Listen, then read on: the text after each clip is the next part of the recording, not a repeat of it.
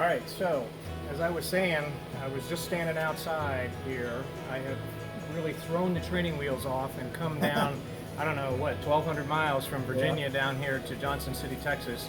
And I'm with our friends Joe and Amanda Martin, who, if you were at the Coastal Virginia Auto Show, you had a chance to either meet or see or get T-shirts from. Yeah, so it was a great show. It's It was a great show. it's a real privilege. I'm really excited to be here. I don't think Thanks. you're coming It's by, good to see you guys again. Yes, sir. As you can see, we're right outside the office here, and we got Amanda filming behind here, so maybe at some point we'll turn the camera around and get her to say hello. But I just kind of wanted to walk through. You know, I pulled up out front, and I sort of recognized the driveway, but there was some other construction that's gone on here. Yeah. So you guys are expanding, because then we've got some other buildings that we can go take a look at. A lot of people when they come here, they think, oh, this place looks bigger on TV, or this looks out of place, or, you know. So I guess really the fact of the matter is we've been adding buildings. Adding buildings, right? So from last season, we've added this building across the driveway here, and so that's kind of changed the look of everything. And so when people get here, they think, oh man, the place looks bigger on TV, or looks smaller, or looks, you know, this and that. So well, and of course they can work magic with the cameras and all that. That's sort of thing. it. Yeah, so that's it. It's, but now you said you've been here 7, 8 years. In this 7 location? years, something like that. 7, 8 years we've had the property, and so it's somewhere around there. Yeah. Right. Yeah. So explain again. This is where primarily all the filming goes on, right? In this area here. Yes. This is primarily the main room. This is the Fab Room, the Fab Shop, I should say. But as you can see, we also got a paint booth in there. Paint booth, So right. we get everything under this one roof at one point when we first started out here. And this is, you know, obviously the fabrication. Obviously the fabrication goes on in this building, so that's pretty much the first step. So Right. we, you know, have frame tables here. We, you know, build our own frames, or we use extra shop frames, or something like that. But you can see over here we got all the fab equipment, and so each guy kind of has their own little workstation. So guys use the lifts or whatever, but everybody kind of has their area that they work. But this is 6,000 square foot building here, and it stays pretty packed. Yeah, sure. Well, and Amanda was saying, this is one owner here, and this is one owner back over on the two cars that we were looking at over here that you're working on. It is, yeah. We've been pretty lucky with some of our customers. They do multiple cars, and they've been really good guys, and let us, you know, run the show as far as the design of the car, and they'll give us some input. But we've had some opportunity to come across some really good customers that just, you know, like I said, do multiple cars. Right. So yeah. And I guess we can't really talk about what season those will be in, right? Well, you know, we're filming season 6 now, so some of these cars here in the background will eventually be season 6 cars. So there's not much to see right now. A lot of times they don't like the network doesn't like to show them. But when they're in this stage right here, we're okay. Yeah. So those of us who are car guys know that restoration takes a long time. But when you're filming, they fit it into 1 or 2 episodes, 3 episodes maybe. Yeah. How does that affect you guys as far as, okay, I mean, do you build your schedule around working on the cars on what they want to film? Or do they come in and film and it doesn't matter where you are as far as what you're doing with Well, actually a little bit of both. But we learned to streamline that process, because a lot of times some of the really good stuff that we're performing on the car, you know, it's just a little graphic, something involved on the machine or that, but you know, demographic, our viewers, they love to see that. Right. So we've a lot of times we've missed out on that because the film crew may not be back for 5 days. So we shoot 2 or 3 days a week, and then we have, you know, 3, 4, 5 days sometimes in between. So we've streamlined it now, where we try to focus on the really cool stuff and the boring stuff, some of the primer. Right. We don't want to see that. Right. I mean, it's part of it, but you know, the fab work, the paint work, the interior, people like to see that stuff. So we've designed it where we try to schedule on the days that we're doing the meat and potatoes. Right. And so we kind of streamlined it. It's taken us 3 or 4 or 5 years to figure it out, but we've actually shortened our days too. We used to shoot 5 days a week, and it's very costly for that work. It's very time consuming and distracting. So we have to do this all the time. It's distracting. We got to be quiet. We on this side of the shop, or the guys have to be quiet over here while we're shooting something, so it's very distracting. Right. But we streamlined it, and so we try to shoot 2 days a week if we can. And so it's definitely helped out with the schedule, but it can be very it can be very disruptive. Sure. To the business. So in a season, you're saying season 6. How long does it take them to film that? We shoot for about 11 months. 11 months, okay. Yeah. And sometimes, well, most of the time we go about a month. Right. But network doesn't really appreciate that. It can be, very expensive to shoot each day, but we're streamlining it. But it's almost a year on average. Now, do you get the folks' cars who are you going to actually put on and start filming? Do you have to get their permission to do all that?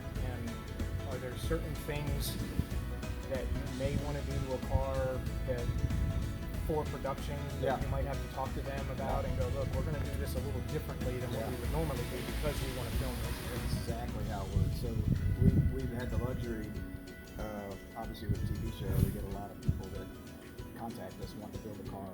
So we'll actually build a list of cars from these emails we receive, and we'll actually sift through and say, this would be a good candidate for the show. So this car here doesn't need a paint job.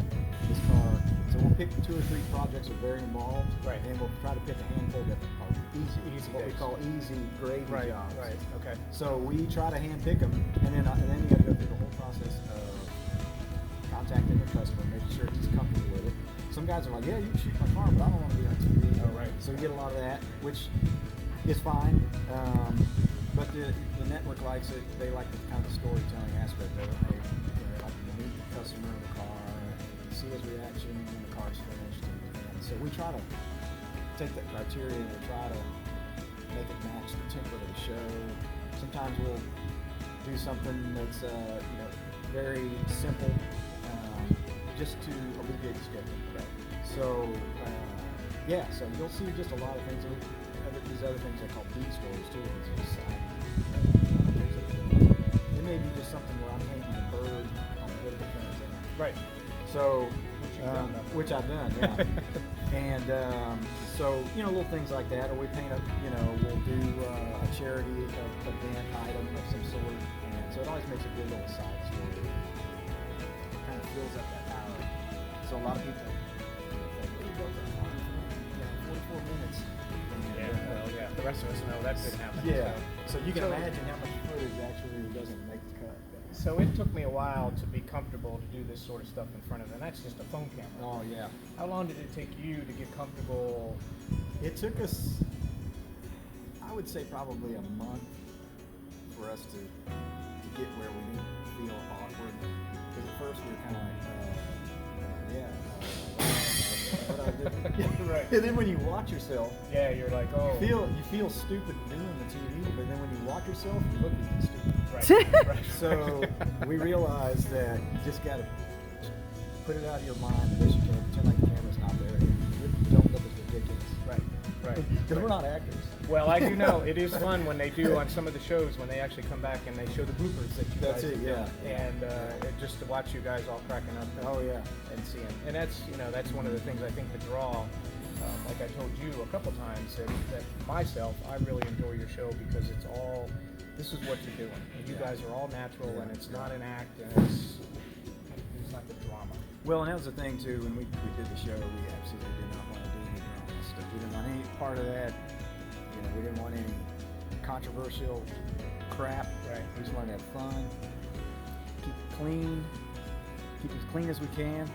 Right. And just be ourselves. We're not trying to any dramatic.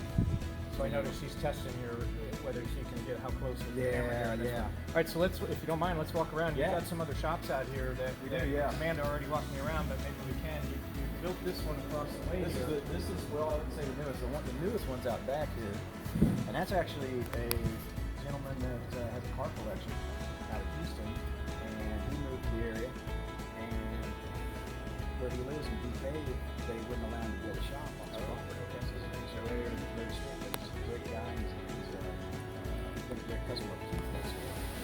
He's got a really nice car collection, and he wanted a place where he could come out, have access to key, have access to our paint, interior. And really just come out and hang out just on the weekends and tinker with his own cars. And so he's a great guy. And so we actually built a facility here. His own driveway is going to go around the back there. Nice. And so, yeah, Brad's got a lot of nice cars. We kind of live vicariously through these guys. We've got a really pure car collection, but that's the newest building. This is the second newest building here. So we branched this one out to have a place to do kind of final assembly, Right. where we're not grinding and getting metal on the cars, and then also the interior. So that's that building there. This is our building here. My buddy Keith. Now, he does all your framework, is that right? Well, he specializes in vintage motors, so we get a lot of guys that like these old nailheads and flatheads. He gets known around the country. He gets people to ship Right.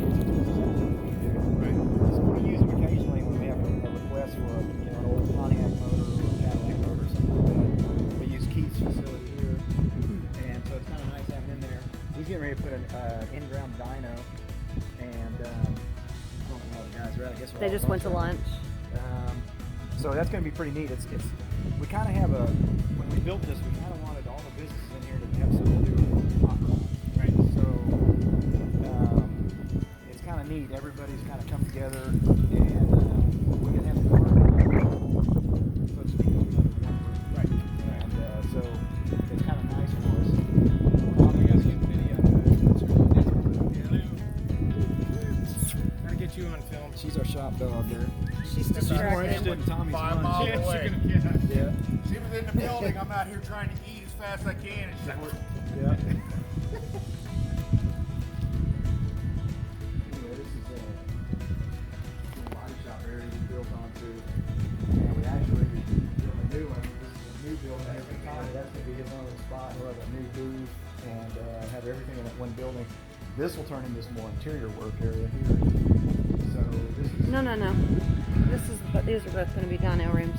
oh, that's, yeah. It changed. This will be a couple dynos in here, right? I think? That's right. One here, Yeah. one over there. Yeah, that's right. Aaron was going to move here. Keith's going to move him in. He wasn't going to do that. Yeah, so these are the projects we're buttoning up the transparent on this one, right? And this goes to Jersey. Customer out there. Now, how far away is your forest from this point? That may be a question for Amanda. She may. Well, I mean, California, California, New York. New York, So, yeah. coast to coast. Coast to coast, I guess. Yeah. And do you openly look for, or do they just happen to pick you up on an email or on the website and say, Well, look, we- I have a car you might be interested in? Well, we do. Fortunately, like I said earlier, we get a lot of emails, and so Amanda will sift through them. Amanda kind of knows what I like, so Amanda's like, "Oh, here's a 70 Chevelle, here's a this or that, Right, or something she knows what I like." And so we've kind of had the luxury of kind of picking some stuff that we haven't done yet, and so we'll call the customer and kind of get an idea of what they want to do, and even if we can even accommodate them at what they want to spend. So we'll always start those conversations and take it from there, see what happens. But primarily, yeah, they just start with emails and then a phone call, and we go from there. As I understand it, this is the newest of all the buildings Yeah. that you put up back here. So go through and explain. I think we talked about some interior work, electrical work, and all that happens in this facility. So this building here, when we built it, we were running out of room. We didn't have room for our interior guy. We had everybody in one building at one Right. time. It was very tight, and a lot of egos. And Oh, sure. So this is the build room, and so the cars get assembled here, and then we also have an interior shop here. So Justin's got his got the sectioned off here, Right. and so he does all the sewing in there, the fabric, the routers, and things like that for the interior. And then basically over here we got cars that are kind of in storage, cars that have been finished or are waiting for the next round of work to be done to them, or are getting finished right now. So Well, and Amanda said this one on the far corner here is going to Mecum, right? Or actually, Barrett Barrett Jackson, yeah. Barrett Jackson? Barrett Jackson, yeah. So it's a 65 Falcon that we okay, did yep. last season, and just got some really extensive body mods, and it's got a illuminator Coyote in it, supercharged. Our fab guy Chad did some killer metalwork on this thing, just a bunch of handmade that's items. beautiful. And our customer Jimmy, this was a car that he had when he was, I think it was one of his first cars, so he wanted to find one. He just wanted to do a wild version of it, and so here it is. And but Jimmy's got, he's kind of like a, I think his attention span's short. You know, he likes his toys and he's ready to move on to something new. So we kind of got all completed, and now he's like, let's take it to Barrett Jackson, see what it'll do, and then they'll move on to some other projects. So yeah. So yeah, very cool car here. Pretty work, but So with all the work you have going on, and with this you're now spread out, and it looks like you've got, and your paint shop is going to be up sometime, what, next year? or yeah, something? yeah, very soon. Yeah. So you'll end up just doing the fabrication and all the mechanical work, and kind of, maybe, I don't know, farm out is Yeah. the right word, but give it to somebody else to do. Well, with your oversight.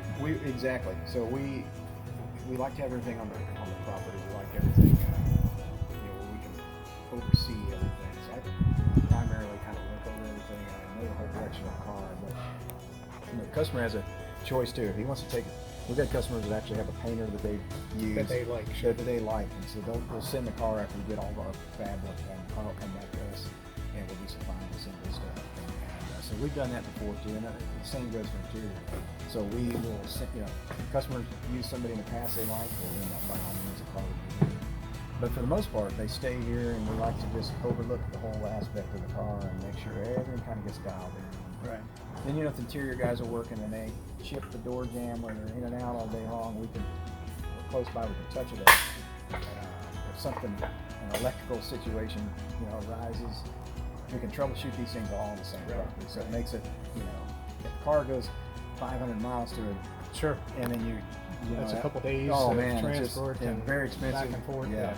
So it's just one thing I've always wanted to do, to be able to have control of everything that's going on, and just to be able to have everybody under one roof where we can work together on a project and efficiently execute it, and just in the end it saves money, saves time, and cuts the car. The customer gets the car quicker. So.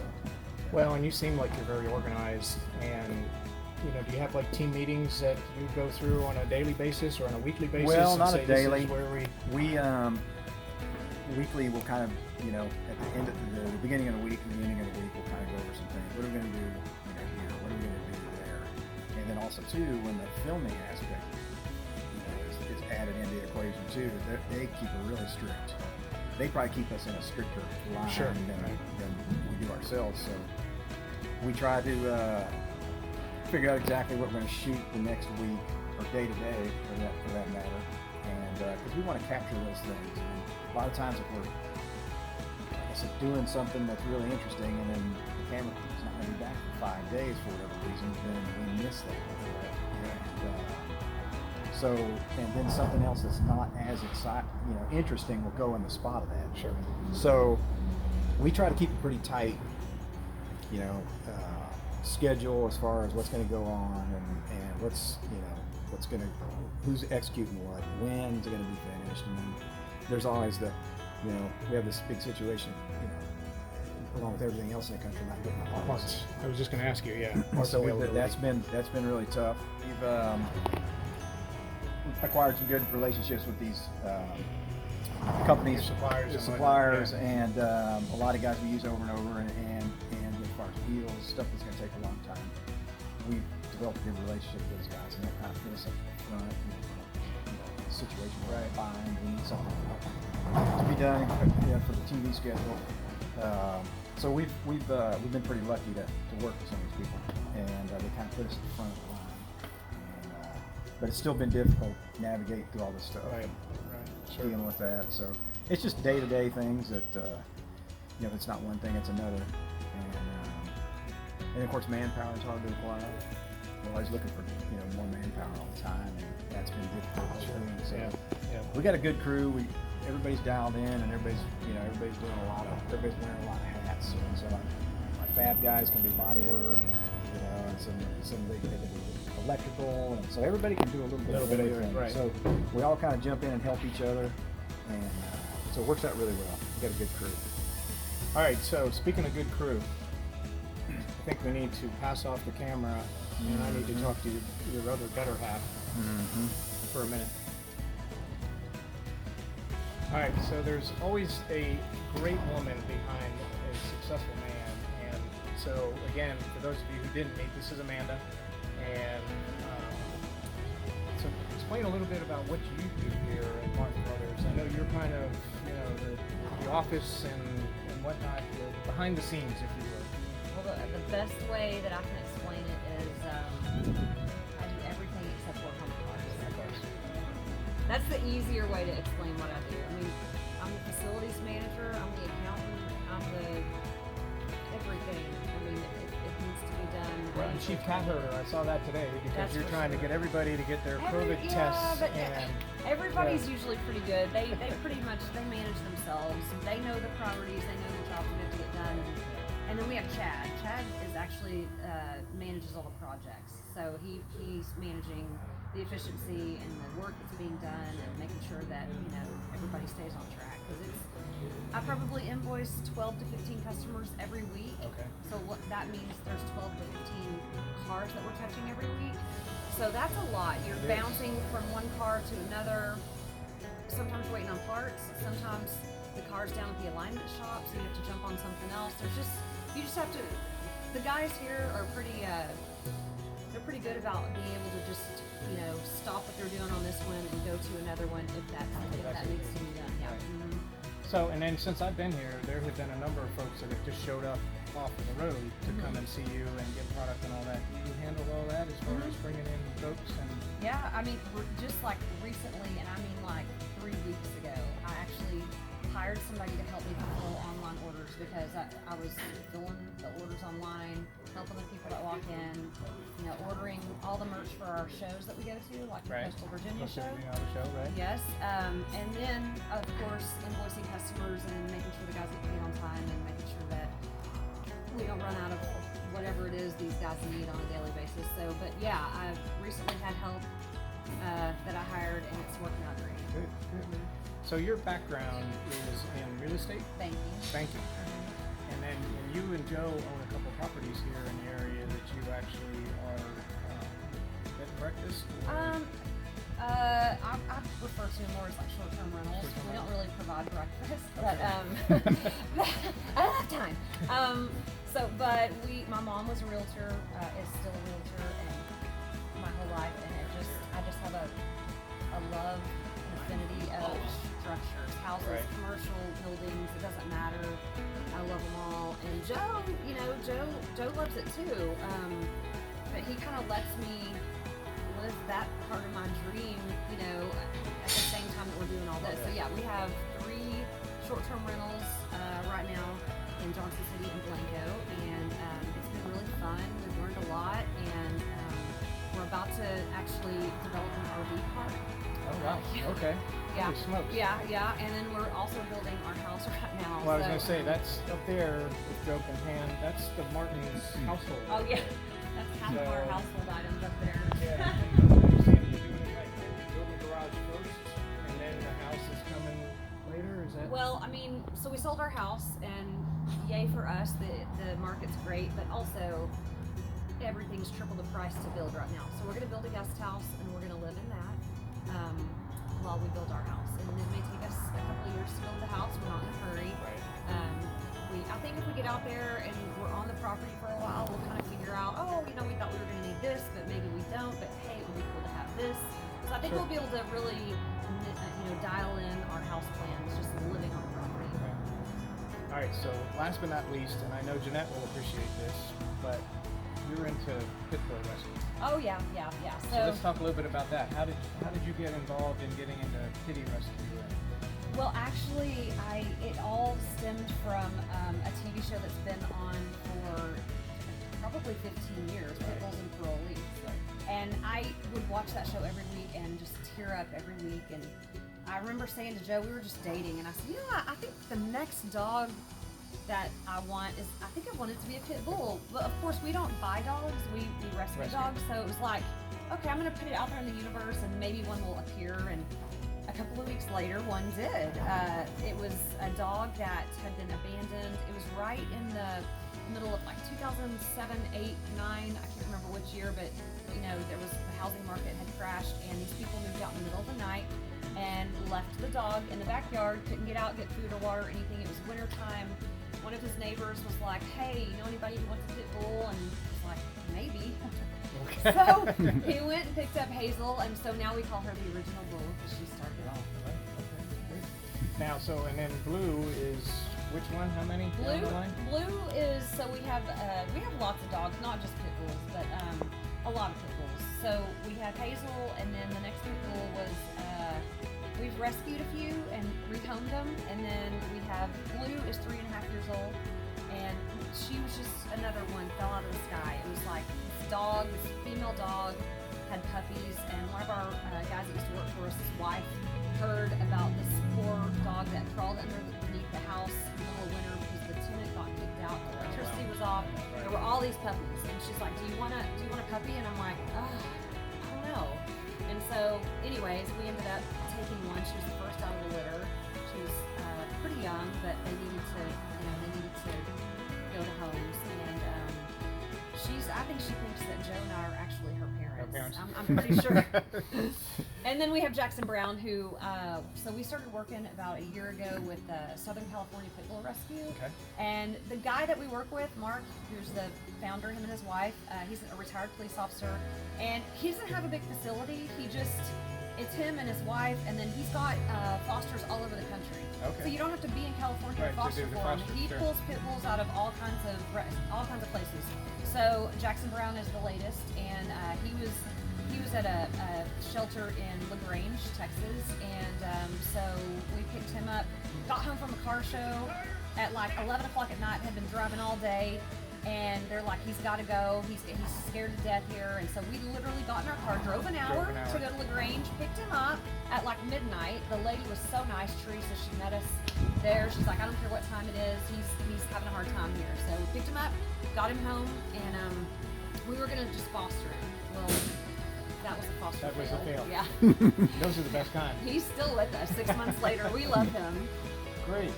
Well, we should probably bring this to a close, and at least Joe can get back to work, and I know you because you've been out working and running around here this morning. So I can't thank you guys enough, Joe, Amanda, for inviting me here, and then spending the last 30 minutes walking around, showing the place, and talking to me about all this. And I know all the folks back in Virginia Beach and the Hampton Roads area are going to love this once we get it posted up online. So see Dr. Mark, I can do this. So on the road from Johnson City, Texas. Johnson City, Texas. Thanks. See y'all.